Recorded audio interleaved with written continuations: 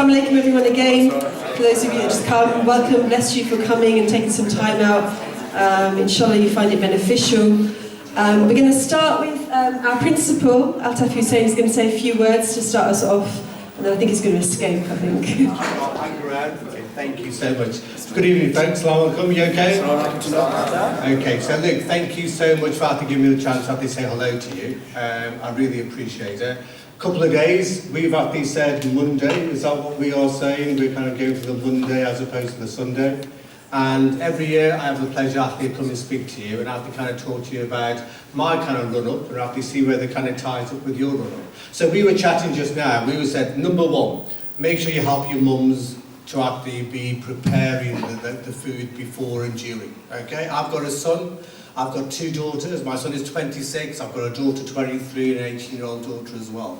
And we were talking, can I say this? I think there's, yeah, okay, fine, I'll say it. Okay, so, you know, you have kind of white privilege, okay, that's a thing, and then there's male privilege. There is an Asian boy privilege vibe going on in my household, where after my son comes in, gets the food, goes back to his room, forgets about helping mum, forgets about washing the dishes. I have a problem with that, really, okay? So it's very important as when we are kind of doing all of this, we just look after each other.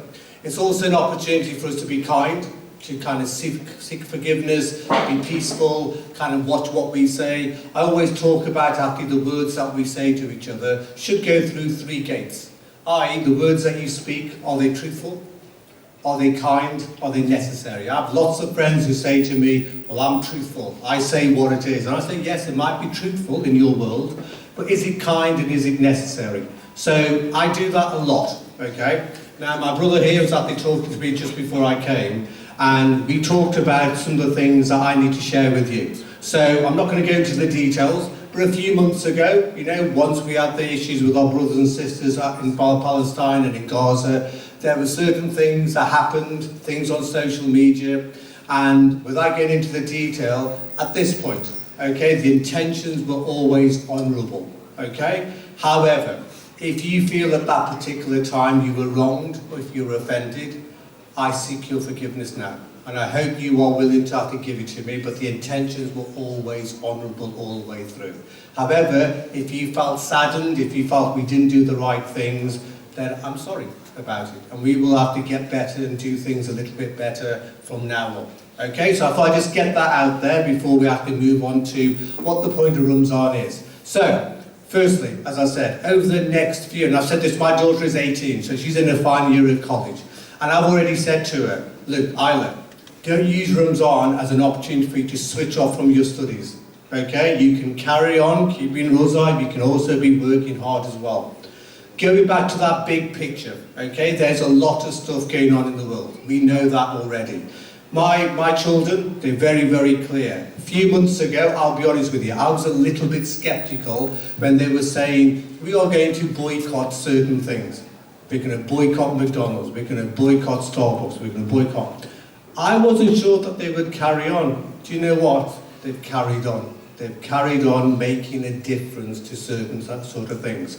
So I'm really proud of the young people, including yourselves, in terms of resilience that you've had there.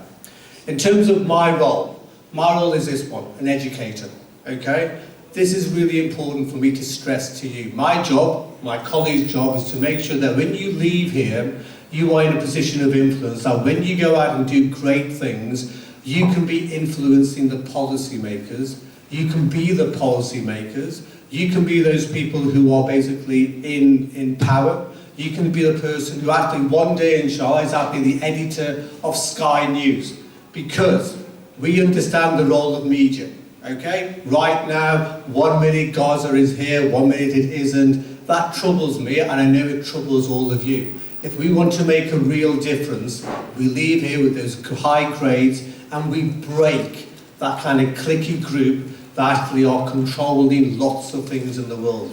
That is my job, for you to have to be the very best that you can be. Yes, we want to develop you personally, and I'm really kind of honoured with the development that you have. But ultimately, as and when I have to answer to your mums and dads, they will come to me, ask me, did you help my child actually get those high grades? And I hope I can look them in the eye and say, yes, we did our very best by providing great teachers like these people here, great opportunities, but ultimately, did we carry on being the top performing provider in the area? So far, so good. But actually, you are the future in terms of leaving here and being the ambassadors for this town and also for our people as well. So the final bit is, look, have a very holy month, okay? Do the right things, work hard, be compassionate, be kindness.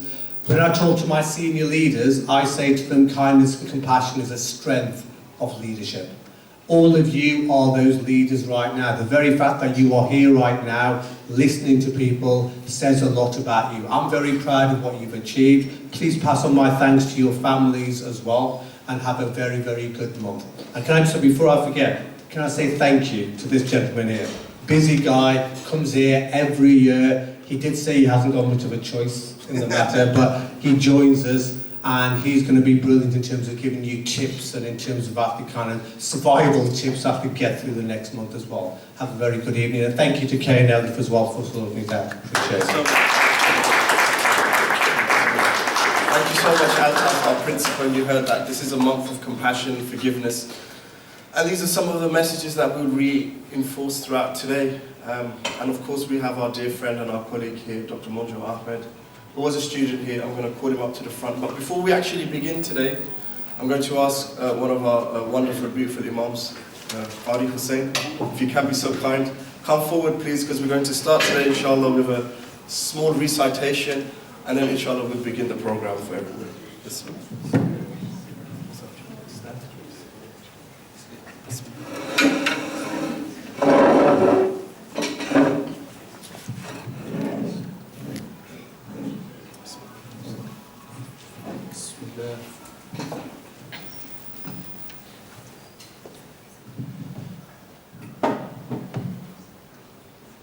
أعوذ بالله من الشيطان الرجيم بسم الله الرحمن الرحيم إن في خلق السماوات والأرض واختلاف الليل والنهار لآيات لأولي الألباب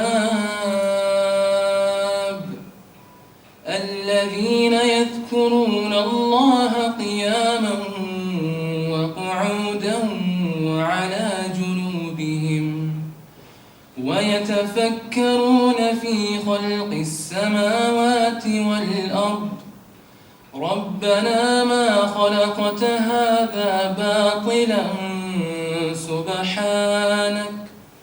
سبحانك فقنا عذاب النار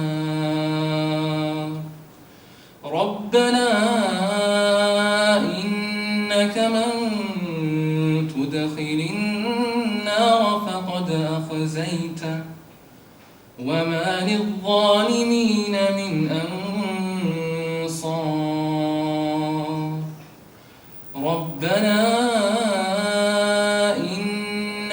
سمعنا مناديا ينادي للإيمان أن آمنوا بربكم فآمنا ربنا فاغفر لنا ذنوبنا وكفر عنا سيئاتنا وتوفنا مع الأبرار ربنا وآتنا ما وعدتنا على رسلك ولا تخزنا يوم القيامة إنك لا تخلف الميعاد صدق الله العظيم.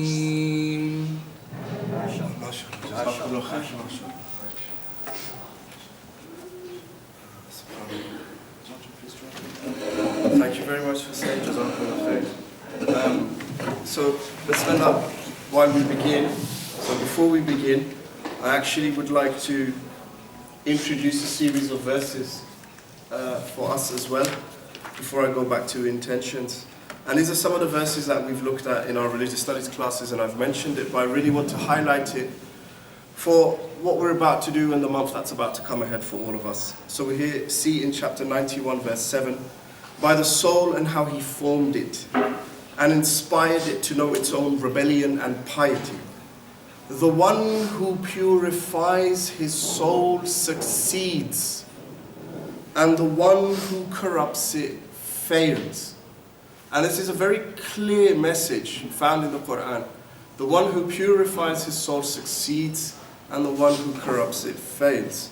And similarly, we find in chapter 26, verses 87 onwards, and do not disgrace me on the day when all will be resurrected, the day when neither wealth nor children will be of any benefit, except to him who will come to Allah with a sound heart. And what you see in these verses that we've just looked at, and I've explained it to our students, and we've had this conversation before, here is what you see as what Islam calls Islam's success criteria. How do I pass this test, and what is it that I'm supposed to do? In 2 places of the Quran, we are told this very clearly. The one who purifies his soul succeeds, and nothing will help us on the day of resurrection. No wealth, no children. The only thing that will help us is to come with a sound heart. So these are the 2 measures of a Muslim. The one who purifies his soul succeeds, and turn up with a sound heart. And it is this purification that takes place in the month of Ramadan.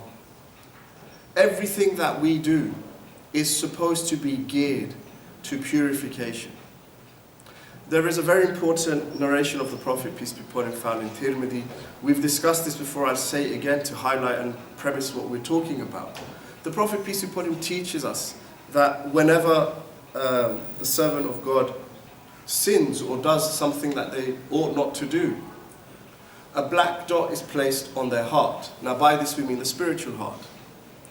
And then if the individual repents and stops doing that and goes back to Allah and seeks forgiveness, that stain, that blemish is removed. And then the hadith continues, but if they were to persist and continue on that path and continue on that sin, and then the Prophet, peace be upon him, narrated from the Quran, chapter 83, verse 14, but no, on their heart is a covering from what they have earned. And this is really important for us to premise everything that we're doing. The end bit of the hadith, a covered heart is not the same thing as a sound heart. And it's really clear here from what they have earned. So that covering that we speak of, the religion of Islam teaches personal responsibility. It is we who earn that. We who make that happen. But we are told of this illness. But within the same narration, we are told of its cure. This is a reversible process. The process of purification can take place. All it takes for us is to go back to God and to repent, and we can be polished. And I say this so that we can understand the next narration. This is why we are here today. In Sunan Ibn Majah, the Prophet, peace be upon him, teaches us, for everything there is zakah. Now, zakah, while we link it to the obligatory charity, it actually comes from the word purification. And zakah of the body is fasting. Right? So that's the important thing for us to recognize from the Muslim perspective, that the month of Ramadan is a purification of the body and the mind and the soul. And if we do it correctly and properly, then we can slowly start to work towards the success criteria that I spoke of at the beginning. To turn up with a sound heart, to purify one's soul. And let me be clear, and I'll say this from the beginning, we cannot think that the 5 pillars alone are our success criteria. Oh, I pray, oh, I fast, I'm a good Muslim, life is good. No, actually no. Because twice we were warned by the Prophet, peace be upon him. One which is of relevance to us today, that there are a people who only gain thirst and hunger in the month of Ramadan. And that is a terribly frightening thing, that we can't gain any good other than hunger, pains and thirst. So don't think that just by committing an action, we're actually being able to fulfill the purification. And in another narration, the Prophet, peace be upon him, informs us of, shall I not tell you of the greatest thief? And who is the greatest thief? The one who steals from his or her own prayer. So you have our actions, but our actions go deeper than merely actions. And it is that where I begin with by the concept of intentions. And intentions are fundamentally important for us because verily actions are based on our intentions. And we should have grand intentions for being here today on the last Friday in Ramadan, and we should have grand intentions for when Ramadan begins. And that's something that we should really, really focus on. Now, I want to do this very, very quickly, and we're happy to take questions towards the end. But when it comes to Ramadan, there is a way to do things. There is a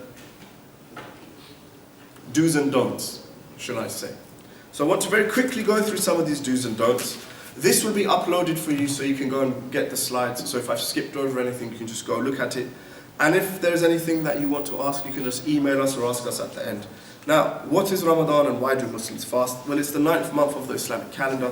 And this year it will begin thereabouts 11th of March until 9th of April, subject to moon sighting. Fasting can start at about 4 a.m. and go till about 6 p.m. And in the Quran, Allah tells us very clearly, you who have believed, fasting is prescribed for you as it was prescribed for those before you, so that you may be mindful of God. So it's a mechanism to actually bring people towards God, and it's something that has a very long history with it. However, and this is why we do have our beloved friend and colleague here, Dr Monjour Ahmed, who, is a friend of mine. We came to this institution together, and now he's back here talking to you, man. SubhanAllah. So everyone is required to fast, but we do have exemptions. We have medical exemptions. So what we can have, you can have permanent exemptions. There will be some people who will never fast unless Allah gives them a cure or a miracle. And there are some people who will temporarily be exempt from fasting. For those who are permanently exempt, they will pay what we call fidya. They will pay sponsor, like about £3 a day. Those of us who are temporarily exempt, whether you're ill or something, we just make up the fast at another time. Menses requires a make-up fast. If you're pregnant or breastfeeding, and if there is legitimate harm, you don't fast and you make it up later on. And if you're traveling, you might not need to fast. You can make it up later on. So there are exemptions, and the Quran highlights this. But usually, the rest of us, we don't fall under those areas. So what is required to fast? You need an intention.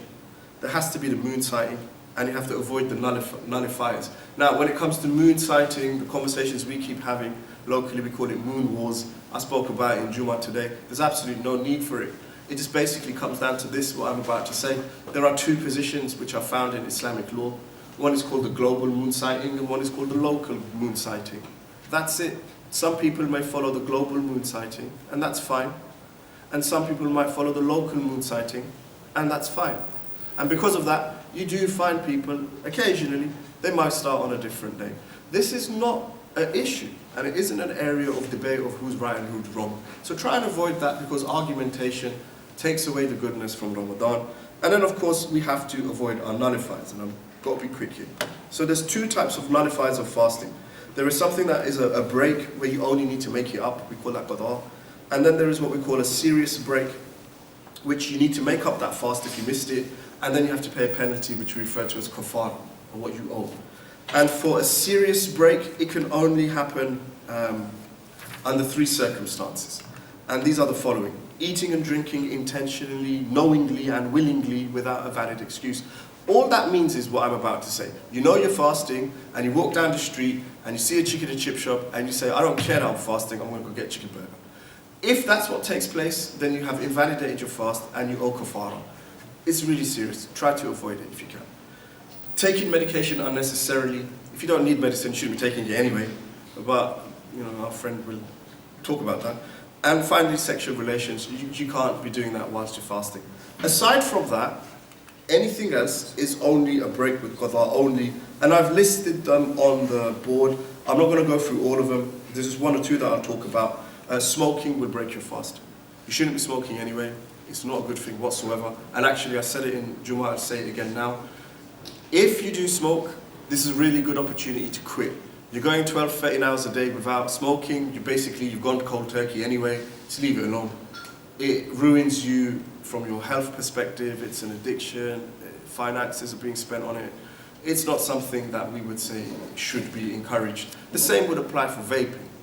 And actually our scholars do say the only time someone should be vaping is when they're trying to get off smoking cigarettes.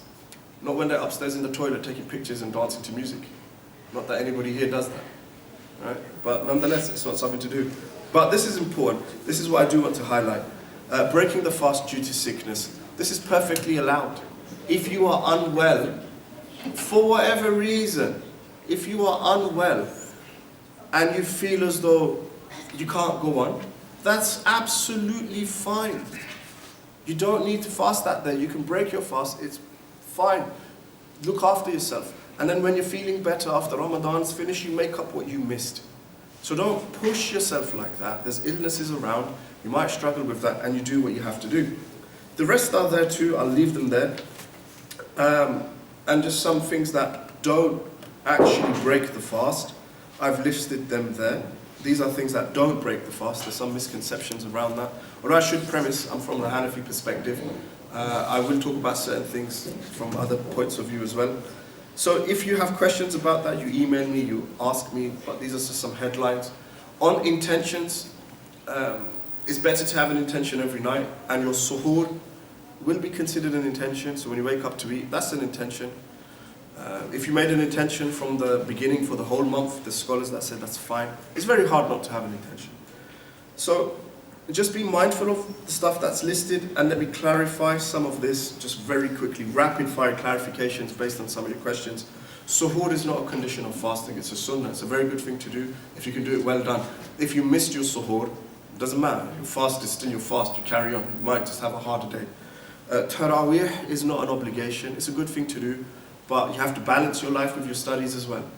You have to be mindful of that. Taraweeh can be prayed at home. You can brush your teeth, but our scholars do say it's better to avoid it if you can. But that's a complicated discussion. I'm happy to take that more if you speak to me. The fast begins when Fajr begins. Right?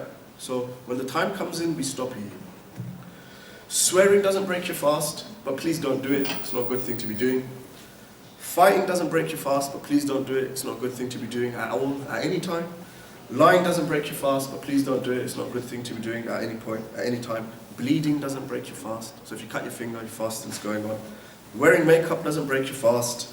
Not praying doesn't break your fast. These are all separate conversations to have.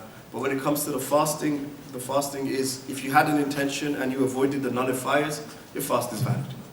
Right, inshallah. So I'm going to leave that there, unless you have burning questions now about the fiqh, or we can take it at the end, or you can email me. And if not, I'm going to hand over to questions. If you have questions on anything that I've just said, I understand I went quickly. If you do brush your teeth, like a miswak or a toothbrush or whatever, liquid, you swallow it. Miswak, there are opinions to say miswak's not a problem whatsoever. And actually, there are some opinions that exist that say swallowing the juice from the siwak is not going to break your fast. But in the Hanafi school, that might be something you need to look into. Normal toothbrush and toothpaste, the issue here is swallowing beyond the throat. Right? And that can be what will invalidate your fast, so you have to be very careful on that point.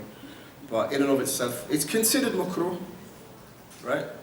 But it's not going to invalidate your fast. But you got to be mindful. You can't swallow anything. Okay, that's the issue here. So, bismillah. Let's say a heavy scent of perfume gets into your mouth. Does that invalidate your fast? It won't, and spit it out. But that won't invalidate your fast whatsoever. So, if someone blows smoke in your face as you walk past them, and you that doesn't invalidate your fast. Okay, so the same principle is being applied there. Any other question on that point? Are we good? All right, let me quickly hand over then. Bismillah.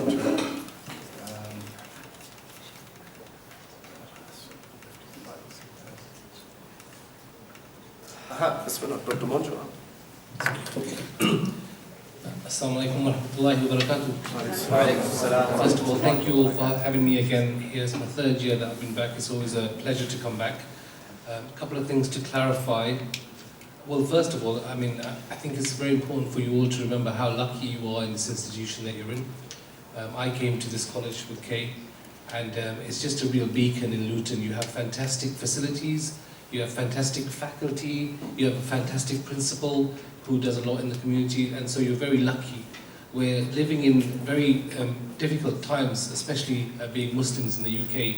So to be able to flourish in an environment which promotes you to be able to flourish is very, we should be very grateful. And as a community, we're very grateful to have sixth form here. So I just wanted to say that. The second thing I wanted to say was, we're not friends. You only text me once a year. Twice on Eid as well. Sometimes. Yeah. So the message was last week, Doc, it's that time again. Are you free? And that was all. That was basically it. Yeah, so we're not friends. But no, we do go way back, and I really love coming here because it's an opportunity for me to come back home. I went to sixth form college. I love sixth form college. I love Luton. Introduction to myself quickly. My name is Monjour. I'm a GP partner in Woodland Avenue Practice. I also wear quite a few other healthcare hats. I work for the ICB, which is the Integrated Care Board. I have my own lipid clinic, the GP Federation, and this year I've also been one of the doctors for Luton Town Football Club, which has been quite fun and interesting. I'd like to start off the talk, and I'll try and be really quick, because really, when it comes to medical stuff, you may have burning questions that are going to be more useful than me going through every little thing, because everyone's health conditions are different. And I'm hoping most of the people in this room probably don't have any health conditions. So, one of the dua that we make leading up to Ramadan is Allahumma ballighna Ramadan. Oh Allah, let us reach another Ramadan. And the reason this is important to me and has come to my attention more recently is I was seeing a lady, elderly lady 2 weeks ago. I think she was about 85, a Pakistani lady, very poorly, very, very frail. I think probably in her last days or weeks when I initially saw her. And I went to see her and she was comfortable, but she was crying, and I asked her, Auntie, what's wrong? Are you in pain? And she said, Allahumma ballighna Ramadan. Essentially what she was saying was, oh Allah, just let me see another Ramadan. And she was in tears thinking about the fact that all I want to do is make it to another Ramadan. And it really told me and reminded me the importance of Ramadan. We often take it for granted when you were younger and we're healthy, but Ramadan doesn't come around all the time. And as much as sometimes we think it's going to be hard, I have to wake up, I have to go to Taraweeh, it's really a gift for us if we make the most of the gift. Ramadan is as much as you make of it, but really you have to reset your focus and remind yourselves that this is a gift that we've been given. It's not a difficulty that's been imposed upon us, but actually it's an opportunity for us to actually benefit from the blessings of Allah subhanahu wa ta'ala. So that story of that patient did remind me about the importance of Ramadan and valuing the importance of Ramadan. What I wanted to talk about quickly today was just some top tips, medical/health related, and please feel free to pick your hands up and ask questions that are more specific. I'll try and keep it as brief as I can. So the first thing I would say to everyone during the month of Ramadan is really, it's an opportunity to learn about your body, and you have to listen to your body. As much as we want to fast and be in the mosque all the time or read Quran all the time, your body has its limits, so you have to listen to your body. And that's probably the most important take home of this entire talk that I will give. Please listen to your body, and all of the things I mentioned now will be all tied back to that original concept of listening to your body. Because as much as Kay will take you through the fiqh and the spirituality of Ramadan, the reason I'm here is to talk about your health and maintaining your health through Ramadan. Spiritual health is very important, probably of the utmost importance in Ramadan, but if you're not physically healthy, it's very difficult to be spiritually healthy. You need both of them. So the first thing I would say is hydration. You have to drink, and drink as much as you can. But one of the mistakes people make is they drink too much too fast. So what you really need to do, and what you'll find is, as you get older especially, if you drink too fast, you end up just weeing all the fluids out. You need to give your body a chance to absorb some of those fluids. So after iftar and through to sahur, before sleep and after sleep, drink sips often. Try and get as much fluids in over a period of time. If you're going to the masjid for Taraweeh or if you're praying at home, pray with a bottle of water and just take sips. The sips will do more good for you in terms of your hydration than drinking 3 glasses of water straight away, because it'll just make you run to the toilet. It's really important, hydration. We're not in the summer anymore. There was a time not many years ago that Ramadan was in the middle of the summer and the days were very, very long and people were passing out all over the place because of hydration. Hydration is the biggest issue. So please hydrate. Also, I don't know how many people here drink coffee or karak chai, but try and avoid caffeine if you can.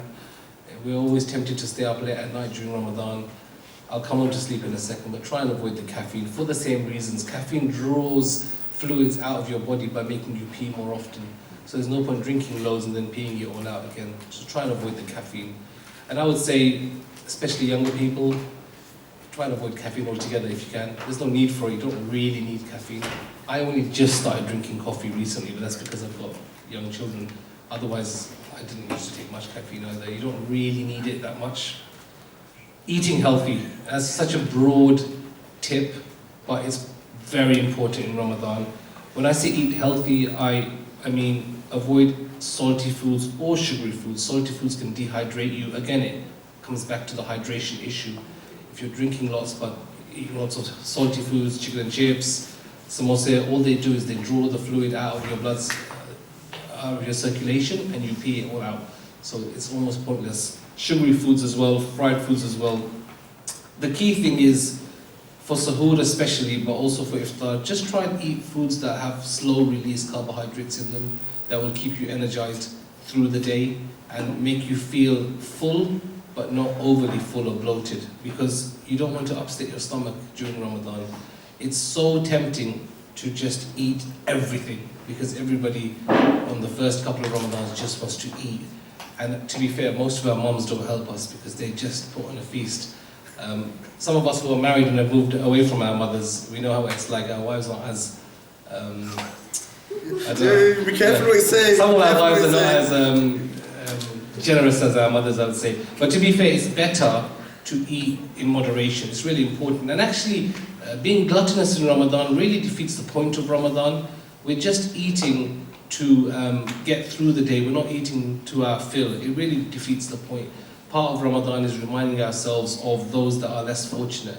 And you're not reminding yourselves of those that are less fortunate by filling your belly every single day. It doesn't make sense. There's so many people, and you'll know, that gain weight during Ramadan, and you think, how the hell does that make sense?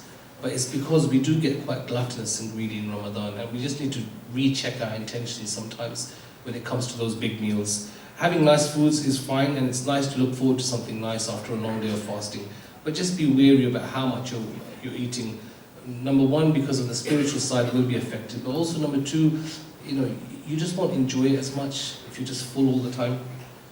And eat slowly. That's the last point I said, eat slowly. Just snack away after iftar, eat slowly, don't eat to your fill, because the food's not going anywhere. And we're so lucky in this country, there's food everywhere. A lot of guys I know, they'll pray Taraweeh and have a second iftar, and then before sahur they'll link up and they'll have a pre-sahur, sahur. It's just madness. Just really eat slowly and ration yourself, it's really important. So that's about eating healthy. This one is probably one that will affect you guys quite a lot as well. It affects me, I know, is sleeping.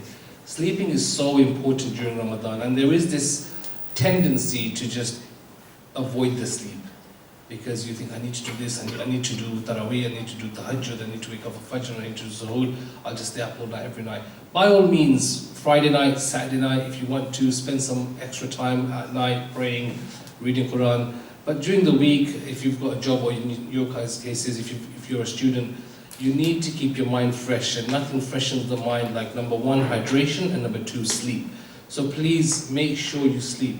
I am really strict on myself in Ramadan. As soon as I come home from Isha, I do a bit of Quran and I go to sleep. And it's a bit, sometimes I don't even feel sleepy, but I go to sleep because you really need to sleep. The first week or so, you're buzzing, it's fine, it will catch up with you. And really, we need to focus ourselves to be strong at the end of Ramadan, okay? It's not, it's not a sprint, it's a marathon. It takes 30 days, it's a long time. If you wear yourself out in the first couple of weeks, you're going to struggle when it really counts, which is sort of the last 10 days, and I'm sure Kay may touch on Laylatul Qadr. try and schedule your sleeps, and if you can, if you have half days, take naps. I mean, not in college, go home and nap, but it's good to take naps if you can. Some people can cope with naps, other people can't. I have a consulting room with a little couch in there, so I'll take naps, I don't care, because you have to try and get as much sleep as you can. You're no good if you're not sleeping. Another thing I would say is there is a tendency during Ramadan to stay up late and do nothing, hang out with your friends. It's pointless.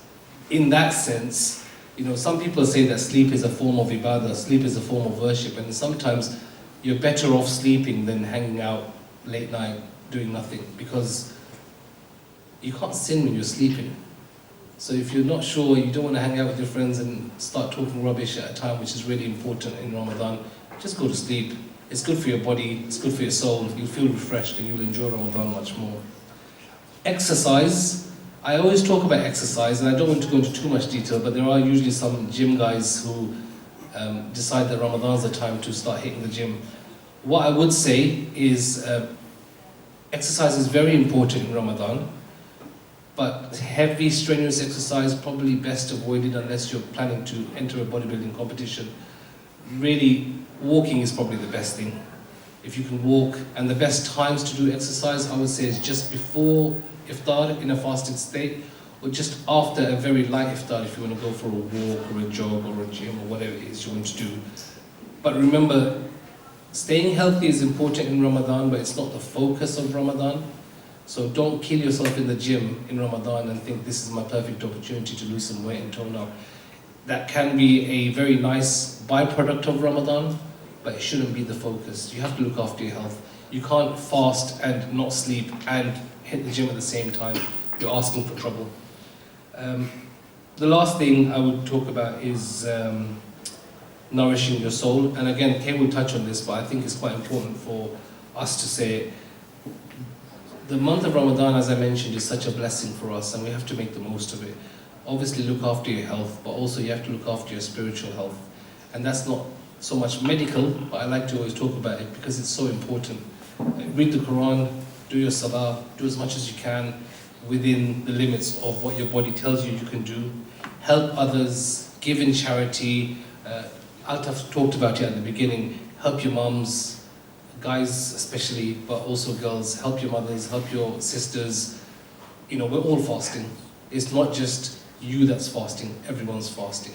So by, you know, making life more difficult for someone else, or even attempting to try and at least help them, it will make a difference, and it acts in your favor to show compassion towards other people, because that's part of what being a Muslim is all about. If it means you help put your younger brother or sister to bed while your mum's getting things ready, that's something. It's better than nothing. So really, I think it's important to just help others in this time. Don't judge other people, very important. Again, not medical related, but sometimes, you know, everybody gets a boost in Ramadan, and then people struggle and they stop praying or they miss a few fasts. Don't judge other people. You know, just Ramadan is very personal to you. It's your journey towards Allah internally. Everyone has their own journey. Everybody has their own difficulties. When I was in college, and even now, people will judge others who suddenly become very religious. Listen, if that's someone's journey to becoming closer to Allah, then that's their journey. It's not for us to judge. And it's really important not to judge, because people are all struggling in their own ways, and often we don't see. As a GP, I see the struggles of people that nobody else can see, because we have very intimate conversations about the difficulties people are facing. We don't know what's happening in the lives of the person next to you. So let's not make assumptions. Let's just try and be kind to each other. It's really important. Last 10 days, again, Kay will touch on this in more detail. Allah says in the Quran, Laylatul Qadri khayrun min alfi shahr. You know, the night of power is like 1,000 months. So those last 10 days, if you're going to really go all out in the last 10 days. I think it might be Easter holidays that time. We are, and we've said this so many times. This might be the only time in your life where you'll actually have the last 10 days off, where you could structure your day about your revision because you've got exams coming up, but actually really be in the swing of Ramadan as well. So, you know, that's a tremendous blessing that we have. Yeah, it might not come again. It's very lucky, and it goes round and round. It takes another 30 years or so to come back round. So really, you've got an amazing opportunity. And the last thing I would say is make dua, talk to Allah, reconnect with Allah. And listen, you can ask Allah for anything. You can make dua for anything. You can pray for anything. I did a talk last year here, and I did it at 2 other colleges. And last year I was very lucky. I got to go to Umrah during Ramadan. And I told the students this, and everybody gave me little pieces of paper to make dua. And whenever people give me pieces of paper to make dua, I don't read them until I get to the Kaaba. So I was sitting in front of the Kaaba, and I did my dua, and then I got my wallet out with all the pieces of paper. And it was a college, I think it was a college in St. Albans.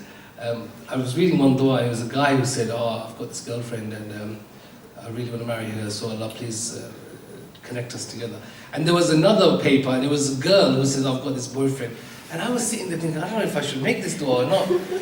But the point I'm trying to make, jokes aside, is listen, pray for whatever you want. Because your prayers is between yourself and Allah. So pray for whatever you want and use this opportunity. If you're too tired to read Quran, if you're too tired to go to the mosque, you can sit on your bed and pray. Right? This is an opportunity to reconnect with your faith, reconnect with Allah, and reconnect with yourself and your heart, as Kay was talking about the black spots on the heart. Use the opportunity. You don't have to be a hero and be in the mosque all night. If all you can do is just do your 5 prayers, then do your 5 prayers and fast. If all you can do is just fast, then fast. If in fasting sometimes you can't fast, but you're trying your best, Allah sees what you're doing, right? So as long as your intentions are pure, don't worry what other people are doing. It's your personal journey. Make the most of it. And finally, I'll finish how I started. Listen to your body, because your body will tell you when things are getting difficult. Don't make things more difficult than they need to be. That's all I have to say. Okay, mashallah. Obviously, he's not going anywhere. There's things I need to ask him specifically, but I just want to address a quick point about the boy and the girl asking for dua for one another. He's a very soft-hearted individual. He doesn't realise that the boy or the girl don't come to college with a pen or with a pad or with paper. And it's very difficult for us to then assess how that's going to translate into a marriage. But students do ask us that, and this is my advice to you. If you find yourself in that circumstance where you're praying for the other half that you may have seen or you're interested in, the only prayer I will make for you is to ask Allah to give you that which is good, whatever that may be. Alright? It was quite funny though. It was, yeah. So you put two people together? I'm assuming they were the same, but I don't know. It was just quite funny when Makkah and Allah. There's an important question that staff have actually asked. So whilst Alta's still here. Yeah. So we have first aiders in college who are members of staff, and occasionally in Ramadan there are students who either have panic attacks for whatever reason, or go through a issue for whatever reason where the first aiders are involved, and oftentimes the first aiders go-to is to say to that individual, a glass of water. How do we navigate that conversation with the student? Wow. So I was in A&E, working in A&E about 4 years ago, and I had a lady, she was 19 years old, and she had something called pyelonephritis, which is a significant infection of the kidney, to the point that she could have got very sick. And I went to give her IV fluids and IV antibiotics, and she refused, saying she was fasting. And not that I am a mufti or anything, but I said, look, if you do not take these antibiotics, you can get very sick, right? If your fast, or if you believe, because everybody thinks differently of what breaks your fast, if you believe your fast is going to break, it's worse for you to allow yourself or your body to become in a state which is very serious than to break your fast. So sometimes, your health, as I said, this is why I'm here today, your health is the most important thing. If you break your fast today because of a health reason, because of an emergency, then it means you may be able to recover and fast tomorrow. Whereas if you don't break your fast in order for a health condition, an emergency health condition, you may not fast again, ever. And it's very difficult for first aiders to assess you fully. They can just make a judgment when they first see you. So if a first aider has come and seen you and they feel as though you need to take a glass of water, I would listen to them personally, because they're trained to be first aiders. And like I said at the start, hydration is so important. One of the biggest issues during Ramadan is dehydration. So really, if you're feeling unwell, it's a judgment call. You're all adults now. You can make that choice. But really, if there's something significant going on in terms of your health, you need to tell someone, and you need to listen to your first aiders, because all they're doing, they're not trying to make you break your fast, they're trying to keep you safe. So really, really, guys, listen to them. If you're so unwell that you may need to break your fast, you probably shouldn't have been in college in the first place. So the fact that you've got here, listen to what people are saying.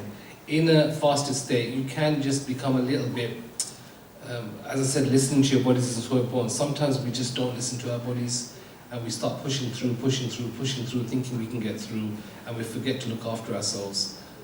That's what I would say. It's a judgment call. Okay, thank you. I should clarify, one of the actual reasons that we have Dr. Ahmed here today is because the Islamic position is on medical matters. The scholars will point to the doctor and say their opinion is the religious authority, all right? Because the scholars haven't studied medicine and they will look here. So Dr. Ahmed's here to take specific medical questions. There was one that I sent you. Oh yeah, about the heart. Can I think someone mentioned that they have some valvular heart disease, tricuspid regurg or mitral regurg or something. As long as it's under control and monitored and measured and not requiring any medication within the times of fasting, then it's absolutely safe to fast. But what I would say is when it comes to cardiac conditions, the heart functions well at a euvolemic state. Euvolemic means your body has enough volume of fluid in there. So there's hypervolemia, euvolemia, and then there's having a volume in your body which is less than what is required and recommended. With heart conditions, along with many other conditions, you need to be euvolemic. You have to have enough fluid in your system. So it again reminds us all that hydration is so important, because when you're dehydrated, it actually exaggerates other health conditions, particularly cardiac conditions and cardiovascular conditions, which rely on a good blood pressure, on a good circulating volume. So yes, you can fast, but you need to make sure you stay hydrated. Okay, thank you. There was another question. Individual asked, if I've been prescribed antibiotics, is it better for me to not take them and wait till Ramadan is over, or should I take them and not fast? So you'll only ever be given antibiotics if you need antibiotics. So if you've been given antibiotics, that means the doctor has assessed you and has felt that you need antibiotics. If you're sick enough to go and see the doctor, then you should probably listen to the doctor. If you don't think you need to see a doctor, then you wouldn't have gone to see a doctor. So if a doctor says take antibiotics 3 times a day, you take it. Now often you can ask the doctor, is there a twice daily dosing regime that I can get? So during Ramadan, if I see someone who I think needs antibiotics, I tend to ask them, are you planning to fast? And if so, we can sometimes give them a twice daily regime, which is suhoor and iftar. But it depends on the condition. Well, that won't work out with it if it's twice daily, or can it still work? It can still potentially work out. So again, doctors will take that into consideration, particularly locally, because we know the local population. If you need it 3 times or 4 times a day, you've got no choice. But if you can get away with a once daily, so there are antibiotics for chest infections, for example, doxycycline, it's a once daily regime. Clarithromycin, it's a twice daily regime. Those are potentially useful in Ramadan. But again, over and above trying to accommodate your fasting, the doctor will do what's best and is medically indicated.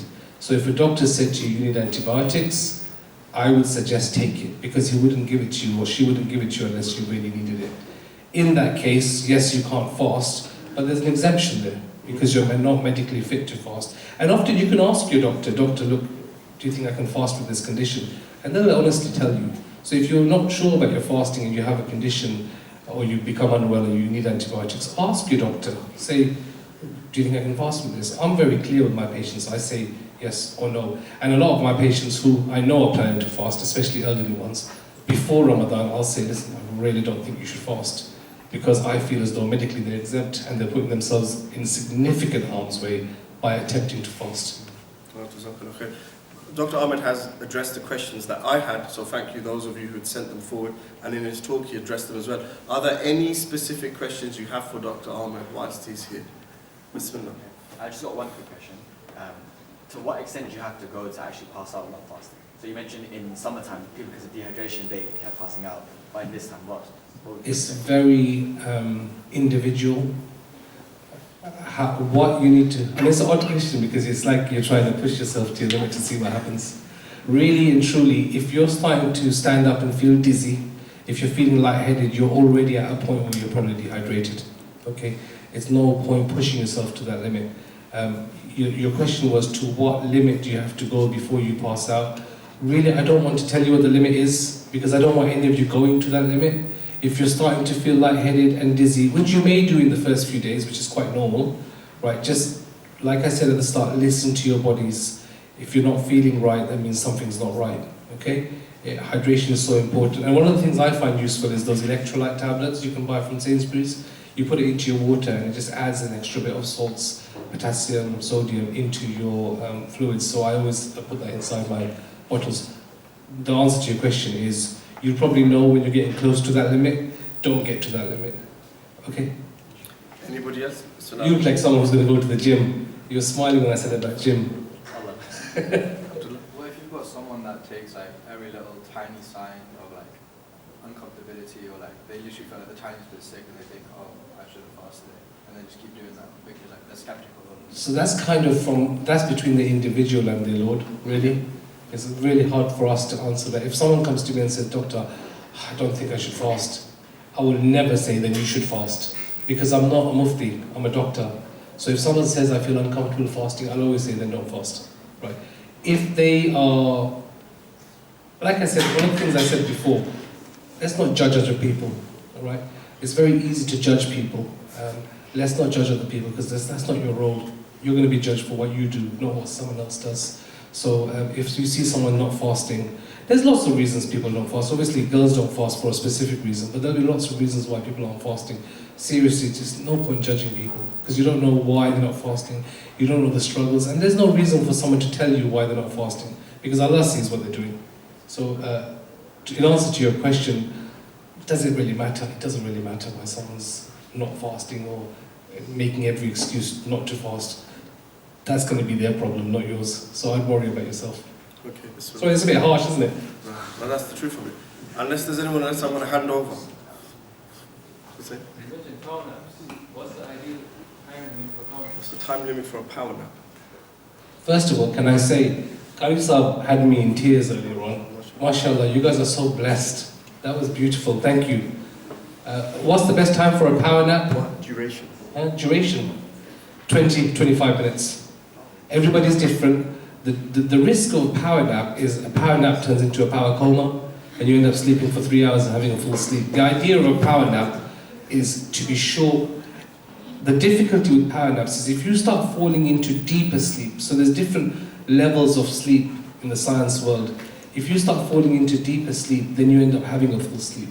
The idea of a power nap, it might be a new concept to some people, but it's just a short rest of the body. It's not a full sleep. So when you wake up, you might still feel a bit groggy. If you wake up feeling groggy, that means you fell into a deep sleep, okay? It's just a snooze. My partner, Dr. Monjour, who sits next to me, he's a bit older than me. He does it every day. I don't know how he does it. He just sits on his chair and closes his eyes for 20 minutes, and no one's allowed to disturb him.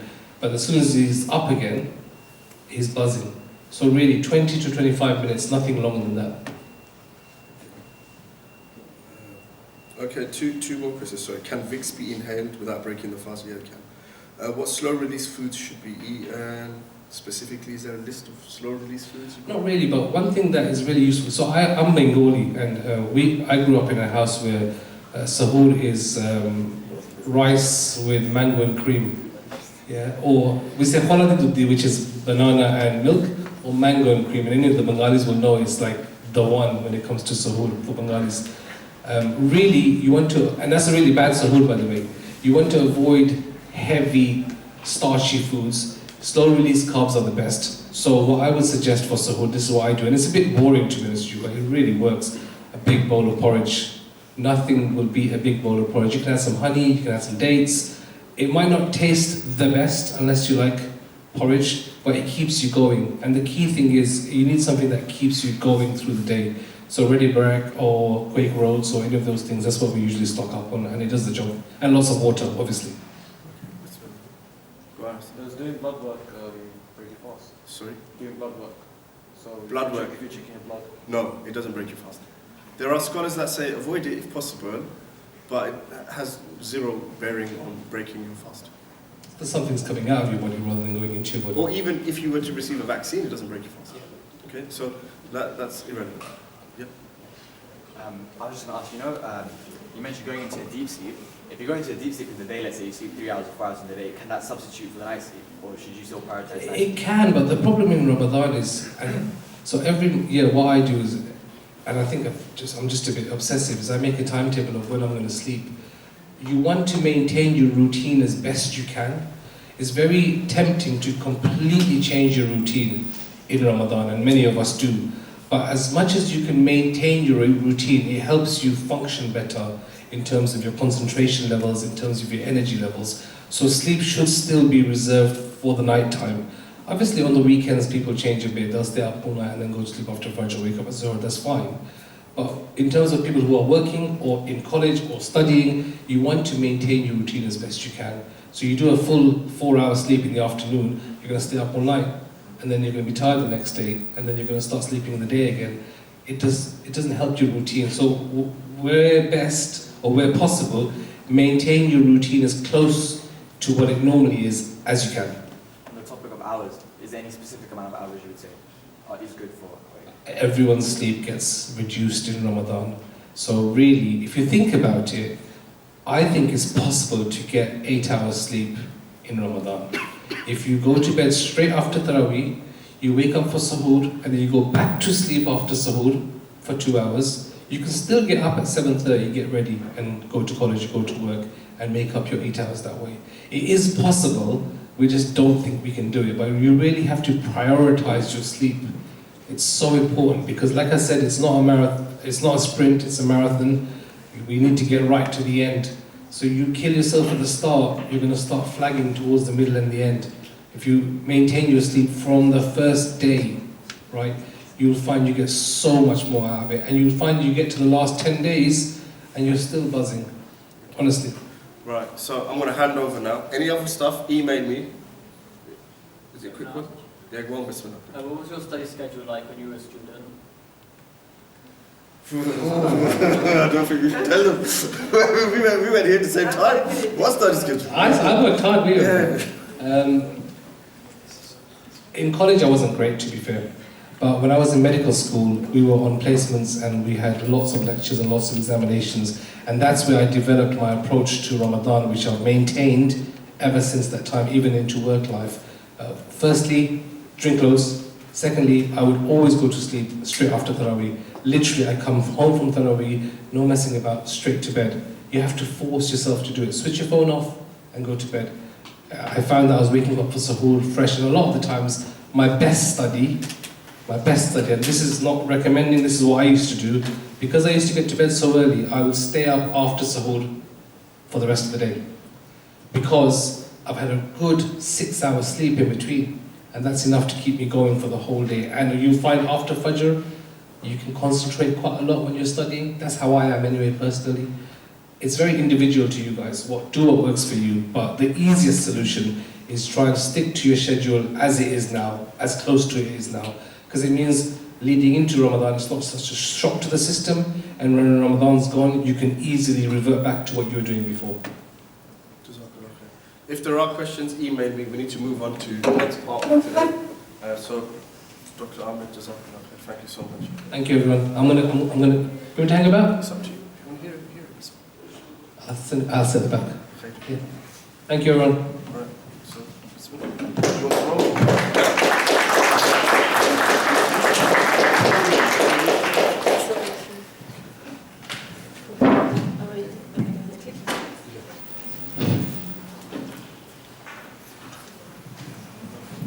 Every year I tell Kay, please don't go so long on the fiqh. I'm like, it's so quick. boring. I didn't even. It's so boring. And he's like, no, it's really important. They need to know. I was like, please God, no. So he was a bit quicker this time. So Yeah. See, the problem is we know it. We forget that people don't. What?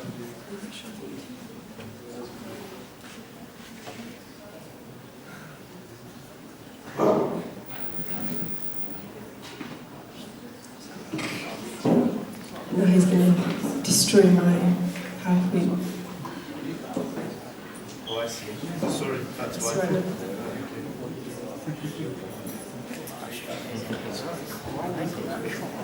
There you go. Thank you very much. All right, send that. Bismillahirrahmanirrahim. Again, assalamu alaikum everyone. Allahumma salli wa sallim ala sayyidina Muhammad wa ala sayyidina Muhammad. Okay, how do I do this? Like this? Okay, we're going to start here, inshallah, very quickly then. So, bismillah. This section is supposed to, actually the poster did say recognising the blessings. So, what are some of the things that you are most grateful for? Shout them out, let's hear. Water. Water? My mum. Your mum, bless you. You're not just saying that, are you? Huh? You're not just saying that? No. MashaAllah, good. What else? Huh? Good health, oh my God, yes. What else? Come on, ladies, don't let them outdo you. What are the things you're most grateful for in life, in this life? What are you most grateful for? Islam. Family and friends, what else? Islam. Islam, subhanAllah, yes. What else? Ladies over here, from this side. What are you most grateful for? That nice tasty thing you were just eating, huh? Okay, so we are on International Women's Day today, and so I can't, as a woman, and given the context that it is in this year, not mention something about this and to put it into a context. So, the aid agency UNRWA says that on average 63 women are killed in Gaza every day. 63 women. 37 of whom approximately, so it can be a bad day and it can be much higher than that sometimes, 37 of those are mothers who leave their families behind. And we are here and we are where we are, and this is going on at the moment. And so going back to that initial question about what are we most grateful for, in this context, we've got a hell of a lot of things to be grateful for. And why am I bringing this up? Because if we can't appreciate and understand what we have in front of us, whether it be our mum, our water, our family, our friends, our house, our ability to speak, our ability to walk, our sight, whatever it is, if we can't appreciate and recognise that, how are we going to appreciate higher things? How are we going to appreciate what is about to come? Which is this guest. Ramadan is a guest. Like Dr Monjour mentioned, didn't he, about the old lady, Allah bless her, and we should make dua for her. Actually, when you hear those things, you make dua that inshallah she does, inshallah she reaches. And even if she doesn't reach Ramadan, if she wanted to, that Allah will write in it that maybe she did, and then give her the reward of someone that passes away in Ramadan. So Ramadan is a guest. Every year it comes, if we're lucky to catch it, we're lucky to catch it. And there's a hadith of our Prophet ﷺ where he said, whoever believes in Allah and the last day, then let him honour his guest. Honour his guest. And whoever believes in Allah and the last day, then let him say what is good or remain silent. So what we've been trying to do today is obviously we're talking about Ramadan, and we're talking about the idea of hopefully a guest, but how do we prepare for this guest? You know, if someone's coming to your house, how it is, I know how it is. It's like, get the Hoover out, make it all nice, get ready, oh my God, don't change your clothes, and get everything, you know. So we prepare, right? And this is what we're trying to do, and Allah bless you for that. And we're almost there, inshallah. In a few days, inshallah, we hope Allah will allow us to reach there. But many others are not. And may Allah have mercy on their souls. From close to us, they're not, and from abroad, further afield. And will this be our last? We don't know. If you think about last year, the people, for example, in Gaza, and I'm mentioning it because it is International Women's Day, and there has been a strong move because of the amount of women who have been killed to tie in and have empathy and compassion for what's happening to these people who haven't got the voice that we have. Last year, this was in the news today, and I thought, you know what, I'm going to put it in. And I will just add, you know all these pictures that we see about what's happening, whether it be in Gaza or anywhere, whenever you see that stuff, someone has just been killed, someone is just shaheed, these sorts of things, say Fatiha for them. Yeah? Just send a, because we don't want to get into the habit of we're seeing things and say, oh my God, we cry, or read Surah Fatiha for them. Make a dua. So this was in the news this morning. Last year, Mohammed Yari, along with his wife and their daughter, this beautiful little girl, Aylul, took family photos for Ramadan. including one featuring their beautiful, Allah bless their daughter, Aylul. This Ramadan, neither Muhammad nor his wife nor their daughter Aylul will be present, as their small family were killed in the ongoing Israeli attacks on Gaza. And this is just but one example of people that are not here to benefit from this blessed month. And we don't know what will be happening in the next year. This could very well be our last. It could be the last for our loved ones, our mothers, our family, the ones that we care about. And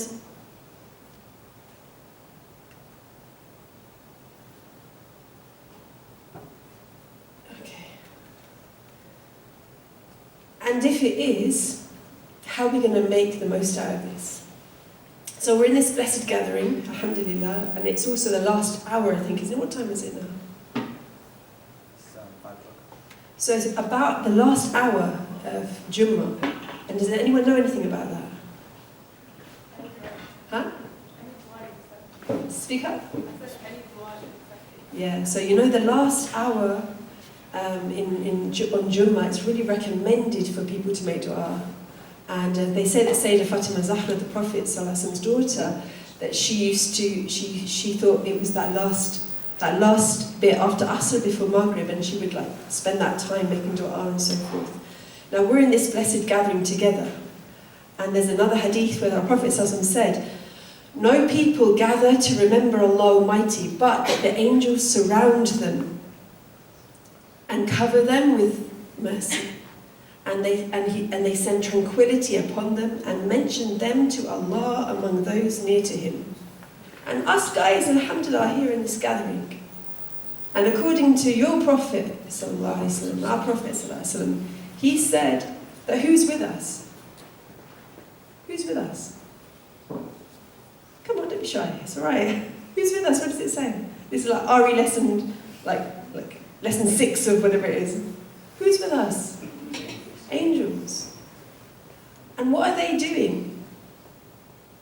We're being covered with mercy just by being here. So so bless you guys for even turning up in the last hour, the last Friday before Ramadan, on Jummah, and mention them to Allah among those near Him. So in this circumstance, when you're walking home tonight, even in your heart at the moment, we want to ask, and as Dr. Monjour mentioned, asking Allah for anything you want. Because He is the one who can give anything and everything to us. And Ramadan, which is coming up, inshallah, is our chance also to, I'm telling you, and I said this to some of my students, Ramadan is a time which can change people's lives. I mean, it's a bit private, but when I was younger, it was Ramadan that changed my life, wallahi. And I said to some of our students that I teach, I bless them, beautiful students, even though I tell them off most of the time, that you have an opportunity in front of you to experience things that you read in these books of like these great Muslims, and they're like, Ramadan is a month of lights, of experiences, and that's the aim. Because I know like the fiqh is interesting, all the health stuff, I mean that's all good, but ultimately, spiritually, we want to be close to Him. We want to be those people that are blessed, and we want to make dua. And there's a hadith of the Prophet where he said the dua of a Muslim for his brother, when we talk about his, it incorporates females, so it's not talking just about males, it's about anyone and everyone. So the dua of a Muslim for his brother in his absence, in other words, he's not there, is responded to. There is an angel in front of him that has been assigned to him, and every time he makes a dua for his brother or sister with good, the angel assigned to him says, Ameen, and to you the same. Imagine that. Now, if the angel is saying that, you got a chance, yeah? So when you are making dua for yourself, Allah bless you for that, make dua for others as well. Yeah? Because of this beautiful hadith, and have that in mind. That when you're saying, you might not be able to hear it, the angel is there saying Ameen, and to you the same. and think about not just your immediate ones, your family, your mother, your father, your family, your siblings, your teachers, hint, hint, but people further afield, people that we don't even know about, that are by themselves crying, weeping to Allah to help them. No one even knows their name.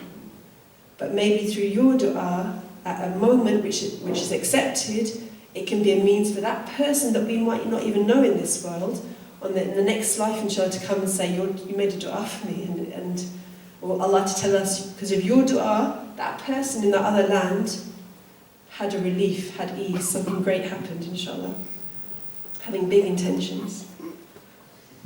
So spirituality and fasting, what are our intentions? There are loads and loads of intentions you can have, yeah? Maybe if we can put this up on source, do we still have that source? Yeah, it's called, what's it called now? Shared learning? We'll try and put this up so you have some of this, but basically some ideas. So when entering into Ramadan, we want to intend to be in a state that Allah and His Messenger love for us to be in. And there's lots of different things you can read. I don't want to go too much into it, but basically have big intentions. Allah, give me the best. Even things that we don't know, intend, to intend what the righteous intend. Even if we don't know what it is, intend what they intend. Does that make sense? Yeah. And some virtues of Ramadan, I think you might be familiar with some of this. So this is the master of the months. And that's our teachers, Allah bless them, particularly one of them, Allah bless him, passed away, used to remind us that in some places in the Muslim world, and even maybe outside, people would start preparing for Ramadan 6 months before the month came, and this is no exaggeration. 6 months before Ramadan would come, they would start preparing. Now, I don't know about you guys, but I'm lucky if I can, I'm pleased to be here with you, and I'm going to say, I'm going to accept that as preparation. But that's how seriously it was taken. Why? Because it's the master of the months. Abu Huraira reported that the Prophet ﷺ said, whoever observes fast during the month of Ramadan out of sincere faith and hoping to attain Allah's rewards, then all his or her past sins will be forgiven. That's a big thing. Another hadith, anyone who fasts for one day for Allah's sake, and may we all fast for His sake, Allah will keep his or her face away from the hellfire for a distance covered by a journey of 70 years.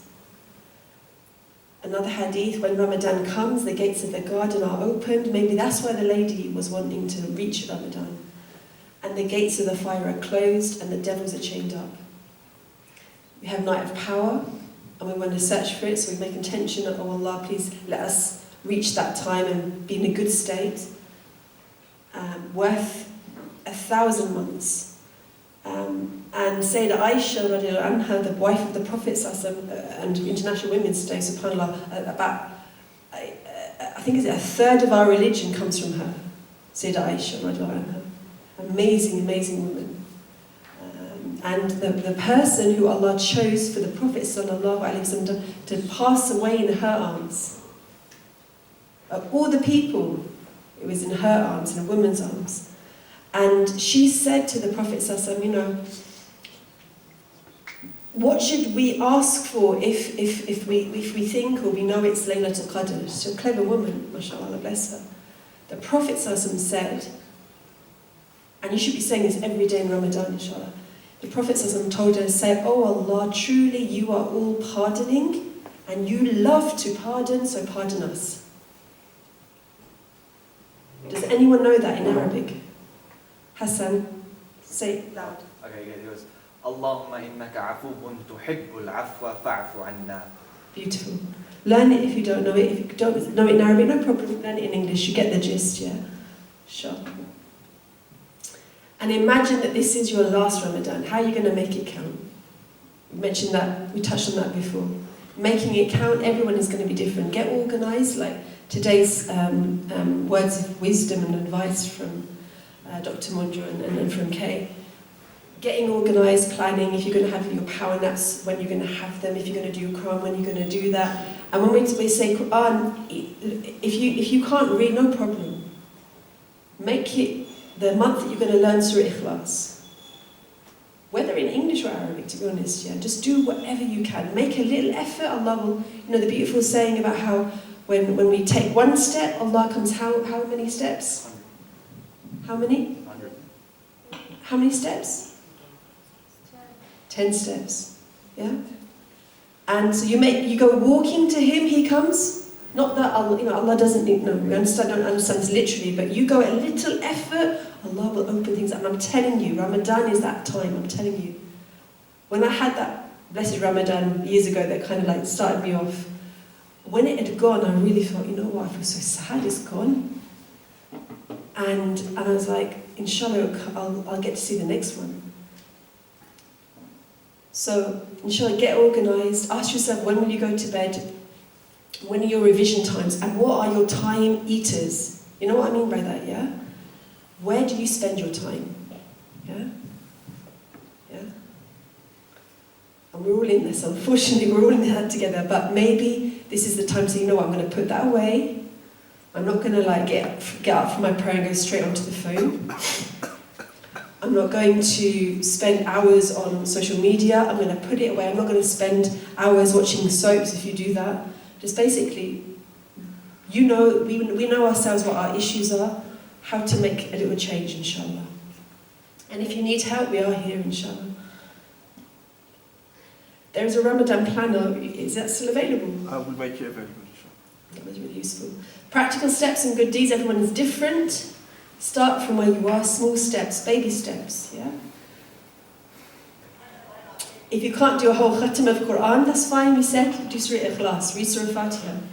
But it is the month of the Quran, so try and have an interaction, a relationship with the book, even if it's in your own language, even if it's in English or another language you're comfortable with. A little effort goes a long way. Charity, yeah? If we're talking about Laylatul Qadr in particular as well, if you can like give every day, for example, some sort of charity, £1, 50p, one of our teachers, Allah bless him, used to say, you know, give charity even if it's giving sugar to ants. Imagine that, you're giving sugar to ants. Sadaqah. Helping people, sadaqah. Smiling at some old lady down the street, sadaqah. Yeah? But be mindful, look into where your money is going. Yeah. That's very important. In Ramadan, look into where your money is going.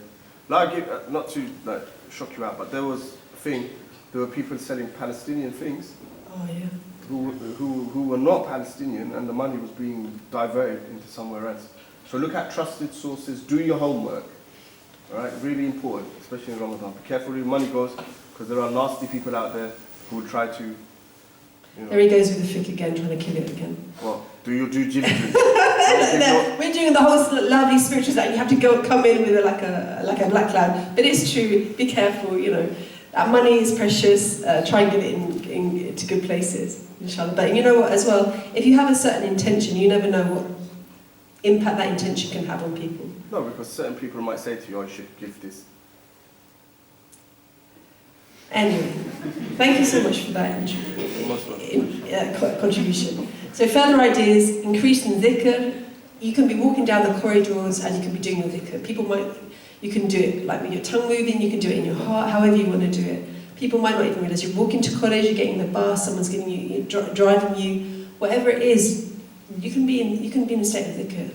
And I'm telling you, if you do more of that, you will see life as like really different from how you see it now. SubhanAllah.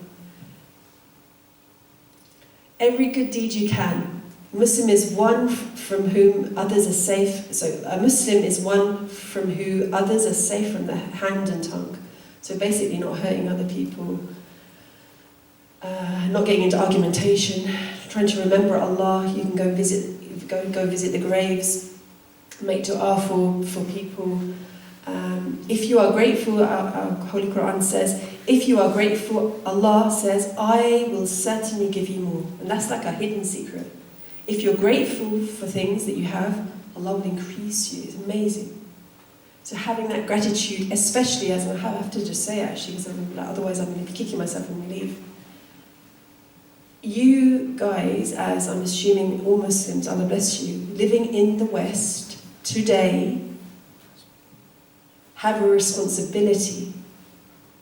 All right, you have a responsibility. We don't want to have a situation where our grandchildren or great-grandchildren say, you guys had an opportunity in the West, in this country, to do so much, and you didn't make the most of it. So it was mentioned at the beginning about how, I want to get into, basically to get into a position where you can be strong and you can be people of goodness. Now, I'm an RE teacher, and we do things like problem of evil. So we look at things like sort of human beings, like the worst traits of a human being.